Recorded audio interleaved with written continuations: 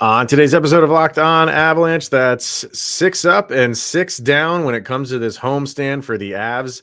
They win them all, Kyle, and now they turn right around and go on the road for a really important game in Minnesota. Create some distance.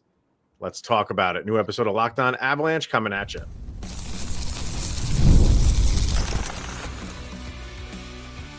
Your Locked On Avalanche, your daily podcast on the Colorado Avalanche. Part of the Locked On Podcast Network. Your team every day. All right, everybody. Welcome to the Locked On Avalanche podcast, part of the Locked On Podcast Network. Your team every day. I am your host, Chris Maselli. With me, as always, is Mr. Shaggy Von Doom, Kyle Sullivan. Thank you for tuning in, making this your first listen of the day. Always appreciate it. If you want to get in on the conversation, then join our subtext. Link is in the show notes below. Chat with Kyle and I one-on-one. We get your opinion, everything Avalanche related, and we share it on this very podcast. We'll do that a little bit later. We get the subtexters' thoughts on this 3-0 win for the Avalanche over the Chicago Blackhawks. And like I said in the opening, you seal that 6-game homestand. Man, that's got to feel good. With everything that's been going on during those 6 games, you sweep them all. And you're really in control of things right now. If you're the Avs, you got to be feeling good. I mean, goodness, a 6-game home win streak, like a 6-pack in those metallic ball arena cups. I mean, everyone's celebrating. Now, it's like 2 different versions of the team on this 6-game win streak. Like the trade deadline, everything didn't really start coming together until like Saturday. So yeah, it's really cool to see, and you had some really good teams come into Ball Arena, and as much as this game was like a slugfest, and it didn't have to be, you finally got it done in the end, and you tallied all the milestones. This is what you wanted, and now you don't get a chance to celebrate anything because you got Minnesota tomorrow. You're right on the road. Yep. A lot to kind of go over here, because was it a perfect game? No, I didn't. It was one of those where everybody was doing their part. You had the top line really just taking over, and this is the difference between Chicago and Colorado. And I know Chicago has beaten you this year. Twice. This is a different team. Twice, yeah. This is obviously a different team now. But even when you had your other team, like, fine, they got the best of you in those 2 games. It is what it is. That's the sport of hockey.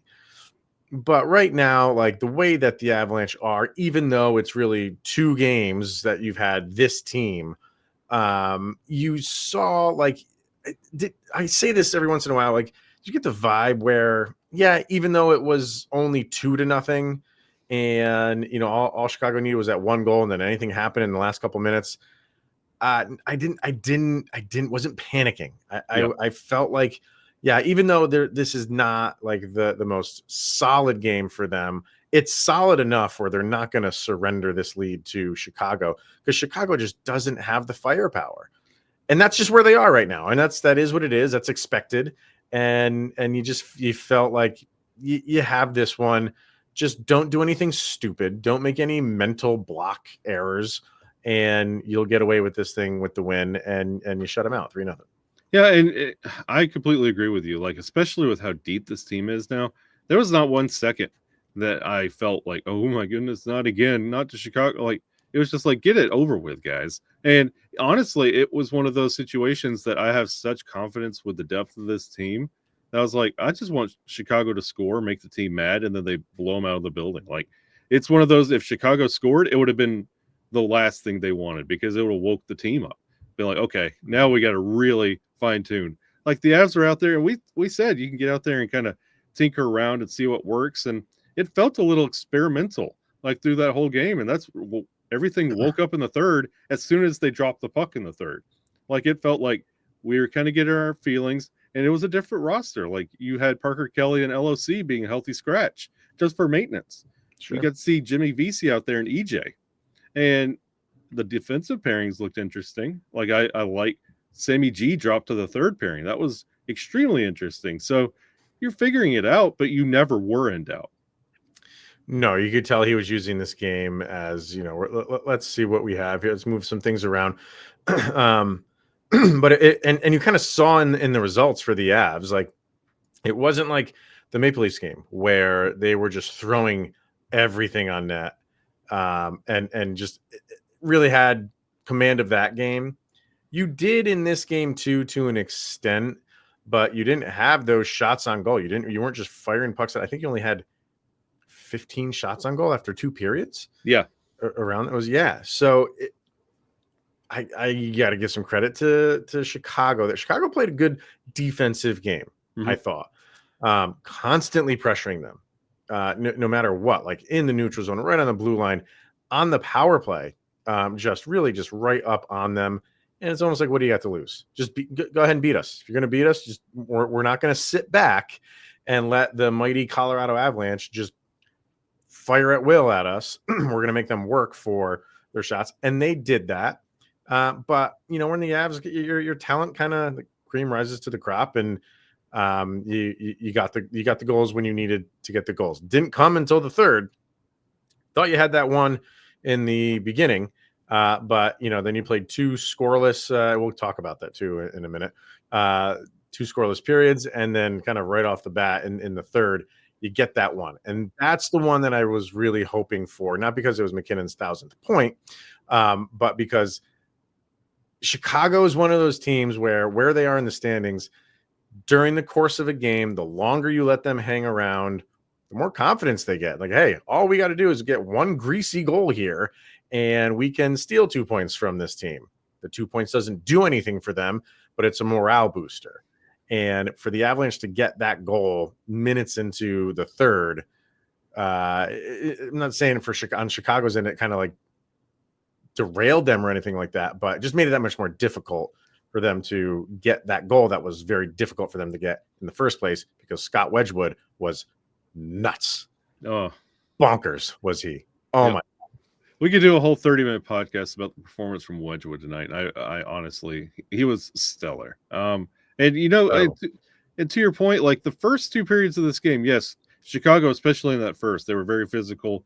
Like even down on the slot, they pushed Miles Wood and like created a penalty in that situation. Like even in the slot, you're going to be challenged and contested. And I think Chicago was honestly going off the game tape. They played you twice, and all it takes is be annoying, hang around, and you're going to emotionally break this team, because that's when the team was getting frustrated. You could see like the body language of just how difficult, and that was also Nichushkin-less Colorado Avalanche as well. And this, I feel like the first 2 periods, it was just missing that necessary urgency, because it just wasn't needed. Like it never felt in doubt. And Chicago kind of felt that too. Like they're really not trying to put this game away. Like we have the opportunities and we're not getting it done. The Avs weren't trying to go out there and make a statement. They're not out shooting like they did in Toronto. They're not logging 20, 30 shots a period. Like it was quiet. It was methodical. And it felt like they went to that locker room and it was one of those Bednar things like, okay, let's just get this one done. Let's get on to Minnesota. And that's how they started the third. And then you got your celebration. You got the achievements, which we'll talk about in a minute. And then you got the empty netter to bookend it. And then it was no sweat. And then Wedgewood looked like an absolute superstar. Yeah, you mentioned it was, kind of quiet. It seemed like, and Lyle said it on the broadcast during the second, that, the arena was just quiet and you could hear it or not hear it, sitting at home watching it. And then Chicago got that 5-on-3 power play for almost the full 2 minutes. I think it was a minute and 47 seconds or something like that. It was a lot. And that brought everybody to life after the Avalanche killed both of those. And very well done on that too. I don't know if I don't have a natural stat tracker up in front of me, but if they got any shots off on that, it was like one. I thought the Avs did a great job for a split second, Kyle. For a hot second, I thought they were going to have a breakaway on a 5-on-3. I thought there was one moment, and it didn't materialize at all. But just I was kind of like forward thinking to like where this play could potentially go, and it didn't happen. But I was like, man, imagine that. That would just get this crowd up and at them. But they did. They killed that penalty. And from that point on, the crowd was a little bit more into it. That gets the juices going a little bit more. And then it carried over into the third, and a solid third, obviously, for the Avs. Yeah, that definitely rallied the tempo. And each one of those incredible, like there were 5 of them, Wedgewood highlight saves that he had. It was to where he was getting chanted in the arena. Like once all that was going together, they just had to get down to business. Just do what you have to do, put it away. But yeah, the first 2 periods felt like preseason. And then that penalty kill kind of just woke them back up, and the intermission sealed it. Yeah. And they got the Avs had a power play in the first like 7 seconds of the game. Yeah. Oh yeah. Right off the bat, Bedard tripped. Was it Lehkonen or was it? I don't remember who it was that he tripped, but but when that happened, I was almost like, okay, it's nice, but power plays that early, you usually get what you saw because you're not into the game yet. You didn't get your legs and muscles moving or anything. Like you immediately are on a power play, and it kind of showed. Yeah, I think the Avs maybe got a shot on goal, but it was a little bit ugly. But whatever, that is what it is. It would have been nice to take advantage of that early on, get that MacKinnon point out of the way, which we thought we had. So let's take a little pause right here, and then we come back. On the other side of it, we will discuss that. Nathan MacKinnon getting his 1,000th point, and I think we've seen them all. So let's do that next. All right, we're going to hear from Factor. If you're looking to optimize your nutrition this year, Factor makes eating well easy with chef-prepared, dietitian-approved meals that are fresh, never frozen, and ready to heat and eat in just 2 minutes.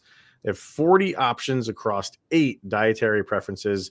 Every week, you can customize your meals to fit your lifestyle, whether it is Calorie Smart, Protein Plus, or even Keto.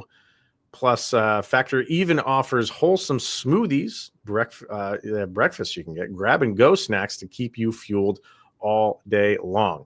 Eat smart with Factor. Get started at factormeals.com/LockedOnNHL50off and use the code LockedOnNHL50off for 50% off of your first box plus free shipping.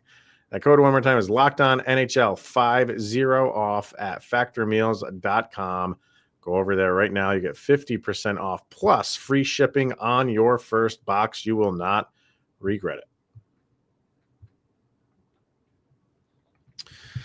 Nathan MacKinnon. I'm happy he did this because, like we say with him and Cale Makar, we run out of things to say about them and how awesome they are, and how lucky we are that they are on our team. We don't have to root against them, and we can root for them. And Nathan MacKinnon in this game gets his 1,000th point. If you ask me, Kyle, should have happened earlier in the game. In the very first period, he had an assist to Nashis, I believe it was. And then Chicago decides to challenge the play, and it's a long challenge, which I thought was a little weird because when you're looking at it, it does look the slightest bit offsides. But I really wonder if when they were talking to Toronto, if they were going back and forth with like, should we really overturn this because of the milestone that it is? You know, what if we don't? Is it so egregious where if we keep it, that we won't get pushback and people can say like, oh, okay, I can see where they kept the play as they left the call on the ice stand.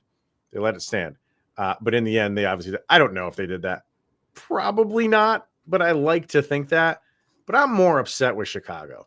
Yeah. Why are you doing that? It's not like you know where you are in the standings. It's obviously razor thin. Fine. He was the slightest bit offside. But when you're taking that long to look at the play, just let it go, especially when everybody on the bench came out to celebrate with him behind the net. It was a moment, and it got taken away because Chicago wants to improve their lottery chances or decrease their lottery chances because you took the point off the board. I don't like that they did that, and I'm sure people are going to disagree with that, but I don't care. Well, I just feel like that just took away from a big. He got it later in the game, which we'll talk about. But what did you think about that whole thing? I thought it was a scumbag move. Like, I thought it was like, it's 50-50. You know, honestly, the outcome, what it's going to be. And what's the point? You're just delaying it for later, which you eventually did. Mm-hmm. And I mean, when you're seeing that celebration and hearing that arena, like, what compels you to be like, no, that was 50-50? And like, there were like two angles where you're like, okay, yeah. But even in that instance, like, just let it go. Yeah. Like, so once again, Chicago, congratulations, you're a bunch of scumbags. You ruined something. Yeah, there's no point. You didn't. If you won, you gained nothing. If you lost, it was expected. And why are you raining on Nathan MacKinnon's parade? Was it because of the initial trip off the faceoff for that guy that gets named every broadcast 100,000 times?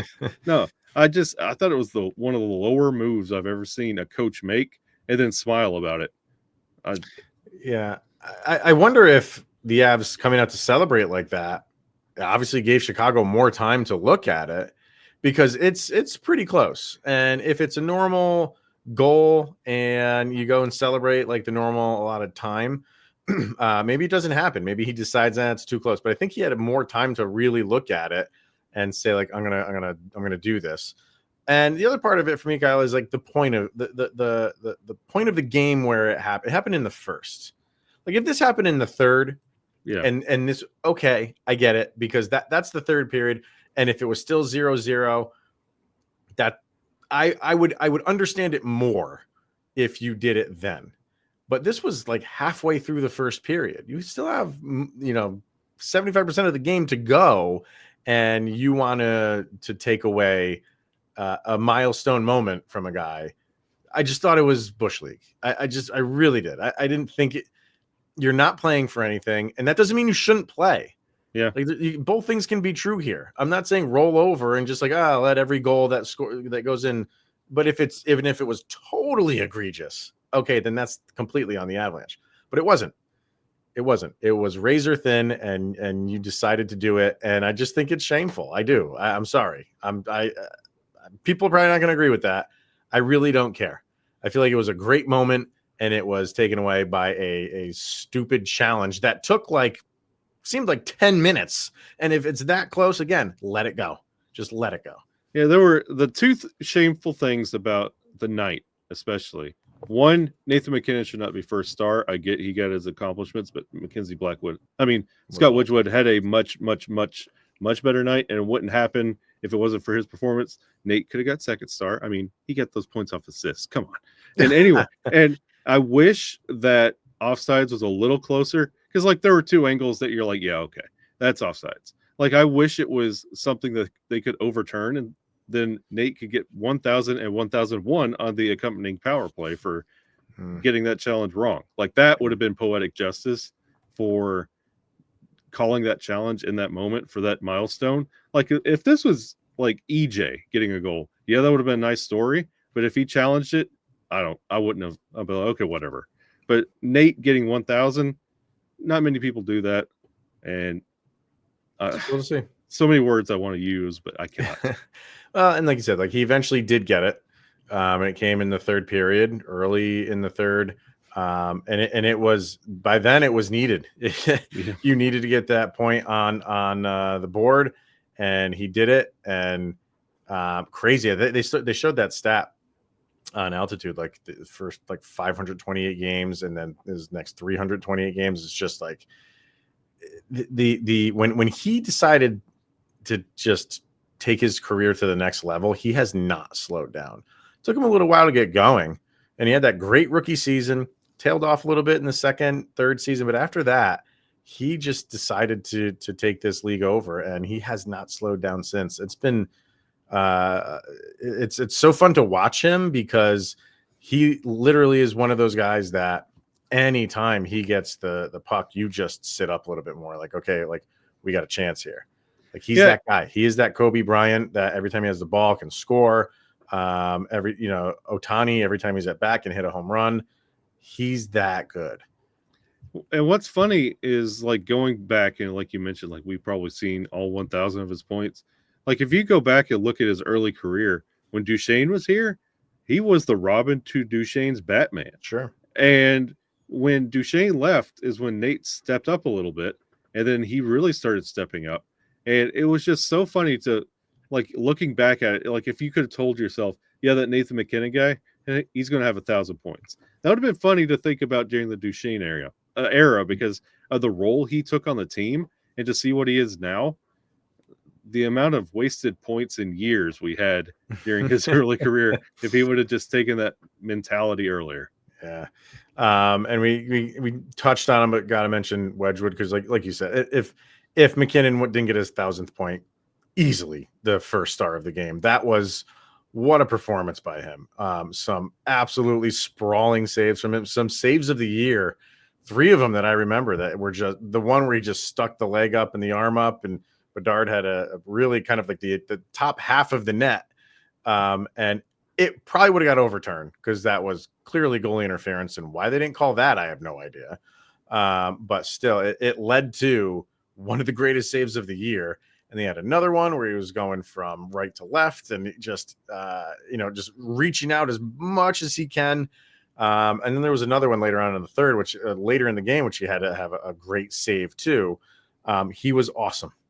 Scott Wedgewood is just, he is.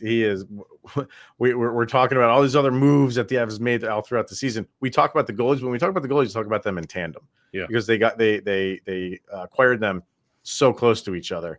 But Wedgewood himself has been such a huge addition to this team. He's been great, and he's quietly becoming like a shutout king. Like, yeah, that's kind of what he does. Like he has really good performances, and like Blackwood, he's great, and he'll give you those saves and the confidence you need. But Wedgewood, he's just as good. It is literally a 1A, 1B, if not, it does like a rotation, like a pitching rotation. Like it doesn't matter. You feel confident with either goalie, and not just confident, like peaceful. And it is such a surreal, like we've had to shine it up so many times for Frankie or the Hamburglar or whatever goalie's going to roll in there. Like this is a elite tandem in the league right now that's probably not getting enough praise, but with Blackwood now starting to be considered for Vezina, maybe it's Wedgewood time for a little bit of notoriety. Yeah, I mean, not Vezina level, but but league-wide notoriety, maybe first, second, third star of the week. Why shouldn't there be a backup goalie award? There should be. I don't know how you determine that. I mean, it's got to be based on the games played, but there should be something. I don't know. Like the sixth man, they have that in the NBA. Yeah, there you go. Like literally just popped into my head. Why not? So you know what? We're just gonna give it to him. We're just gonna create it now, and we're gonna give it to him. He's gonna love it. Don't tell him. Our daughters will draw up something for him. We'll cut it out and send it to him. So all right. Let's get another break in here, and then on the other side, there's something funny I just want to talk about on the broadcast. You probably saw it. I loved it. We'll talk about that, and then our sound check, and what do we got in less than 24 hours in Minnesota? Let's do that next. Let's hear from Wonderful Pistachios, because if you're looking for a snack that's both delicious and nutritious, crack into a good source of protein with Wonderful Pistachios. It's one of the highest protein nuts. Each 1 ounce serving has 6 grams of protein, giving you over 10% of your daily value. Plus, they're packed with fiber and better for you unsaturated fats to help keep you feeling fuller longer. Kyle is the chili lime? Jalapeno lime is Kyle's jam. I'm going with the honey roasted. So, yeah, it's not just one flavor pistachio. Go to wonderfulpistachios.com, and they have several for you to choose from. Shells or no shells. That's the other side of it. Kyle's a shell guy. I'm a no shell guy. Kyle is Ninja Turtles. I am Splinter. Basically how we're doing this. So get snackin' and get crackin' with the snack that packs a protein punch. Visit wonderfulpistachios.com right now to learn more. All right. I loved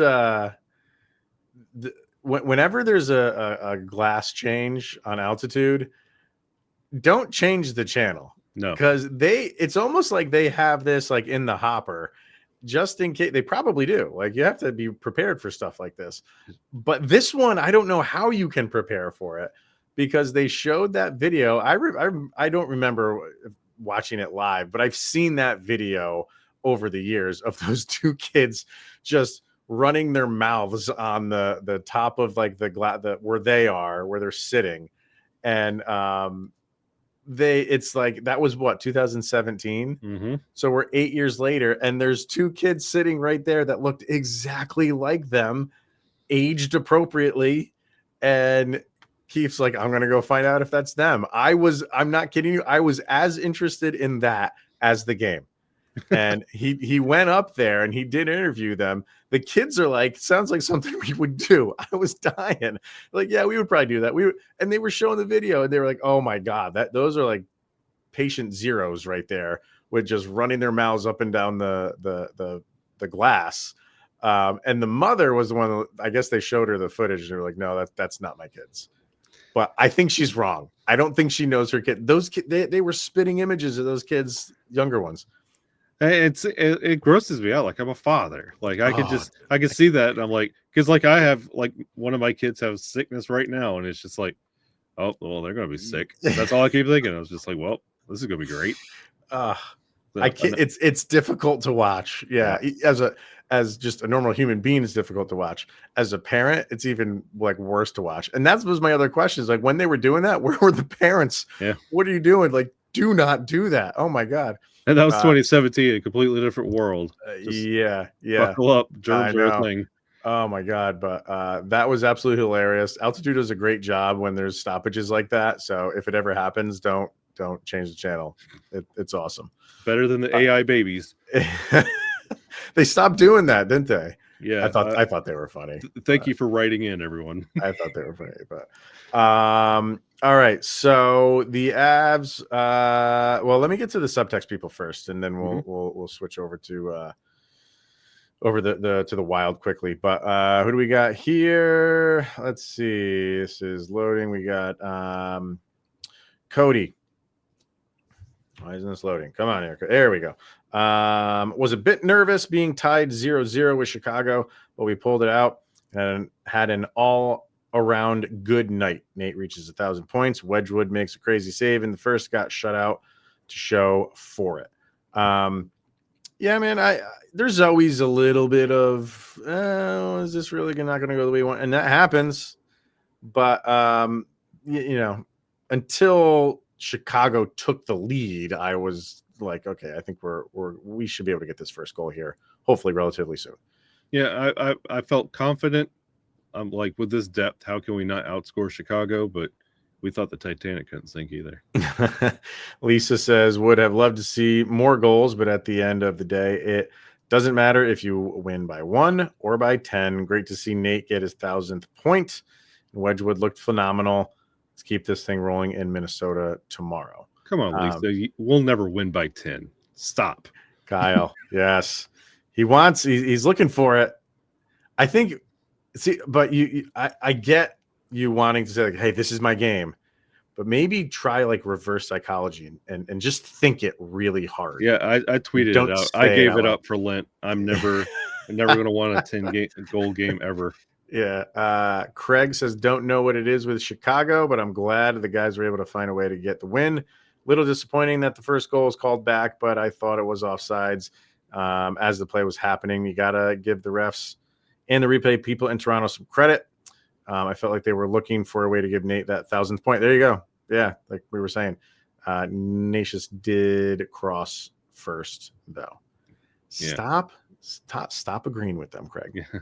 You're not going to do that. You get Chicago one last time, April 2nd, and then you're done. Yeah. Done. That's right. And Heather says, never knew a goalie could be a contortionist, but I'm glad he's on our side. This team playing tonight reminded me of our cup year. No jinxing. Love that they played Return of the Mac. Did they play that? I must have not heard it. Ooh. Hey, that's a great song. I wish they did. I've had those feelings as well, Heather. so you're not wrong. And if he is a contortionist, he's probably getting the night off tonight against Minnesota. Yeah. So he'll probably do birthday parties. Like the Ghostbusters. And finally, Vargar. It was so good to see EJ back. I guess no 10 spot for Kyle. Nope. And I'm so upset. Spencer Knight is on the Hawks. I've always liked him. I am too. That was the big thing in the Seth Jones move. I even messaged you. I was like, oh, it had to be Spencer. Because I've always loved his play, even all the way back before he even made his debut in the NHL. I've loved Spencer Knight. And that was the last piece I wanted to go to Chicago, but I don't get to pick and choose. And, he should be there for a while. You know what I mean? They didn't get him just as to, plug him in for the rest of the year. When you're making moves the way that Chicago is, that's a smart move by them to get your goalie that way. And a guy that is ready. Is ready, you're not going to go draft someone and now you got to wait 5 years for him to get up to speed.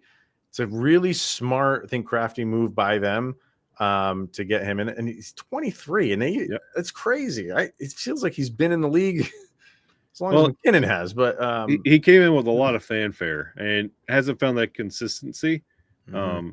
Almost like the Carter Hart effect. Has not had that consistency, a lot of hype coming in, just hasn't panned out, but has like limitless ceiling if he can just find a place to actually utilize it. And he's been pretty good since he came over. It's only 3 games, but he's done pretty well. So, all right. Yeah. So, if you want to get in on the subtext, like I said, sign up in the show notes. And we do surveys over there. I think we're going to do an NCAA bracket.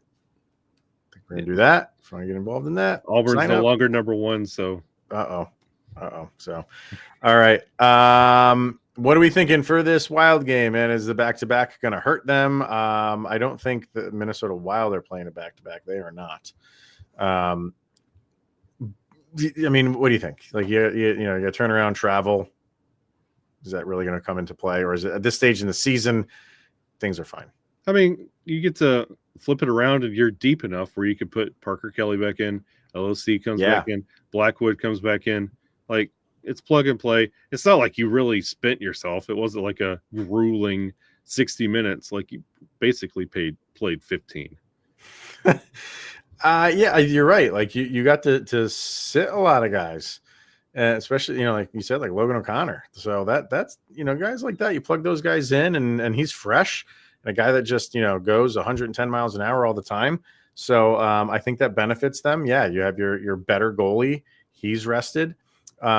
Interested to see what they do on that fourth line, because it's weird because you had Jack Drury centering, obviously, and flanked by VC and Miles Wood. And at first I'm like, that's not a bad line for a fourth line. That's a grinding, grueling, and we're just gonna skate around and just Hanson Brothers you. But it's a Pittsburgh Penguins third line. Yeah, but it's really not how Drury plays. True. So it's kind of like it works, but it doesn't work at the same time. And I thought they were okay, but I don't think that's a line I'd like to see all the time. But I don't know where you're going to put all these guys. You know what I mean? Like you got to figure it out somehow, because Drury's not going anywhere. He's your constant, at least on the fourth line. And maybe it's just dependent on your opponent.